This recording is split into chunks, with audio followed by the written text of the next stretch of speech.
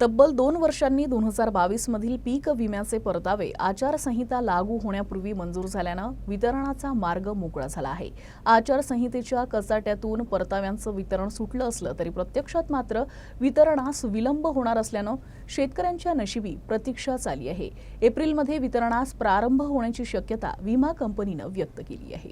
लोकसभा निवडणुकीच्या पार्श्वभूमीवर 1 मार्चला राज्य सरकारनं स्वनिधी जमा करत वितरणाचा शासन आदेश काढला खरा, मात्र त्याचं वितरण अद्याप झालं नाही। जिल्ह्यातील 79,002 शेतकऱ्यांना लाभ मिळणार होता, तो 31 मार्च पर्यंत करणं आवश्यक असलं तरी एकंदरीत वितरणाच्या प्रक्रियेस लागणारा कालावधी बघता विलंब होणार असल्याचं स्पष्ट होऊ लागलं आहे। खरीप हंगाम 2022 आणि रब्बी हंगाम 2022-23 मध्ये कप अँड कॅप मॉडेल लागू करण्यात आलं होतं। या मॉडेलनुसार 110% अधिक नुकसानीच्या भरपाईचे दायित्व राज्य शासनास द्यायचे होते। या हंगामात अमरावती जिल्ह्यातील 79,002 शेतकऱ्यांचे 123 कोटी 81 लाख रुपयांचे परतावे राज्य शासनानं स्वहिस्सा न दिल्यानं गेल्या 2 वर्षांपासून रखडले आहे।